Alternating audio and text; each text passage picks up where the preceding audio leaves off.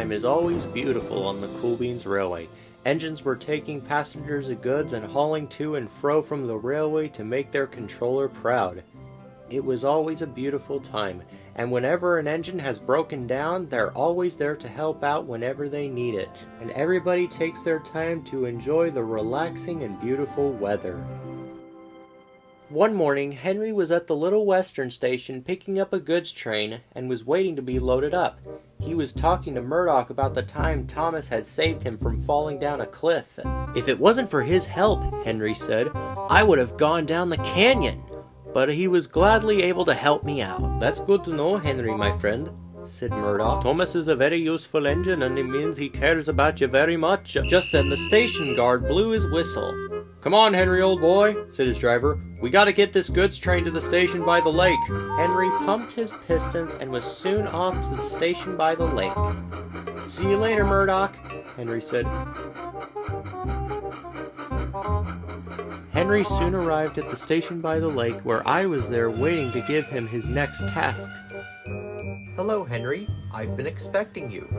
I would like you to go to the docks to pick up some vacationers who are coming home from a vacation on a big ship. They are coming home from vacation from San Diego, and I would like you to pick them up from the docks and take them to the station to meet up with Gordon, so that he can take them home." "Sure thing, Gabriel," Henry said. Henry fired his furnace and he steamed away to the docks. Henry soon arrived at the docks where the vacationers were waiting to be unloaded from the boat. While Henry was waiting for the passengers to get on his train, Diesel oiled up next to him. "You need to be careful, Henry. There's a storm coming later this afternoon. Lots of tracks will be flooded, and you can get stuck in the water." "Oh, don't worry, Diesel," said Henry. "I'll be okay. Besides, I'm a big engine, and I can handle any kind of weather." As soon as all the vacationers were on board Henry's train, Henry fired his furnace, his wheels started to turn, and he puffed out of the docks and was on his way. Later that afternoon, Henry stopped by the station master's house so that the vacationers could have lunch. He pulled to a stop so that he could let everybody off. But while Henry was enjoying his time alone, a storm began to rise in. "Ugh," groaned Henry, and thought of his nice dry shed. As soon as all the vacationers were back on board, Henry bubbled his boiler and steamed off once more. Along the way, the weather had changed for the worst. The wind blew, the rain howled, and the river was rising fast. Henry was struggling, but he was getting very tired. "I can barely see a thing through all this rain," he said, but Henry was determined to not give up. Then Henry's steam pressure went up too high. "Henry, are you all right?" asked his driver. "I don't think so," said Henry. "I feel dehydrated." "We'll have to find the nearest water tower," Henry's driver said. Henry knew he couldn't let the rain stop him. He pumped his pistons and bubbled his boiler. He was using all his huff and puff he had. His wheels were wobbly and his axles ached, but he kept on puffing and puffing. "I must not give up," Henry puffed and panted. But then there was trouble.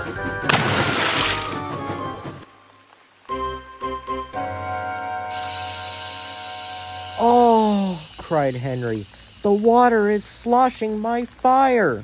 Henry's driver inspected Henry's water gauges. "You're almost out of water, Henry. You're fixing to lose pressure soon." Henry knew what that meant. His boiler was almost dry. "We have to think of something. We can't be late. We gotta figure out a way on how we can help Henry. Gordon will be at the station soon," Henry's driver said. "Wait, there's a village over there," said the fireman. "I could swim through the water and tell all those people that we need help." "What? Are you crazy?" said the driver. "This is the only way we can do this. We need to help Henry to get to the station on time." Henry's fireman hopped out of the cab and swam over to the village. "Guys, engine down, we need help now!" "What's wrong?" asked the villagers. "Henry's run out of water and he's broken down. We can't continue our journey without more water or we'll be late." Without asking any questions, the villagers set to work at once. They were passing buckets, kettles, and soft pans filled with water until Henry's thirst was quenched. Then Harold flew over. "Oh no," Henry said sadly. Harold's come to laugh at me. Not at all, old chap, Harold said.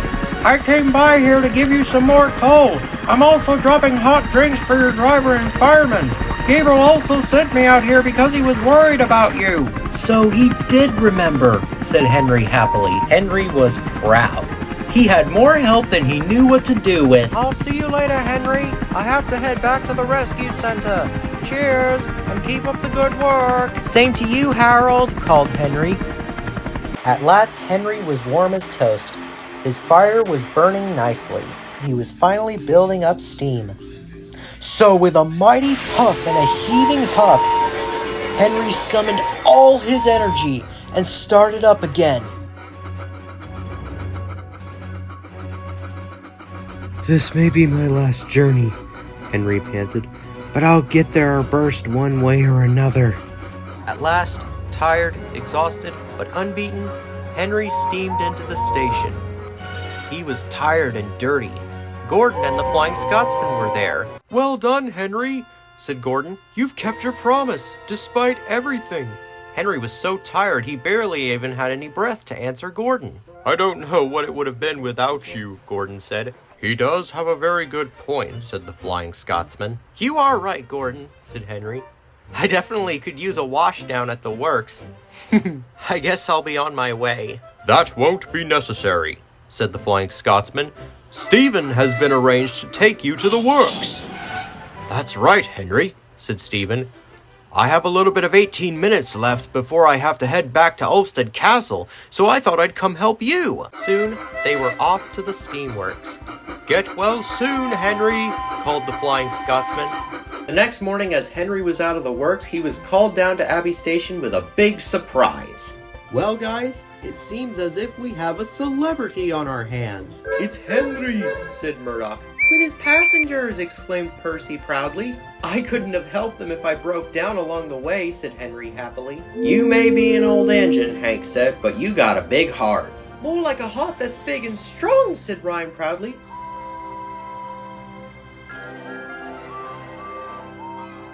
Henry was proud. He had more well-dones than he knew what to do with, and knew that this was a run to remember.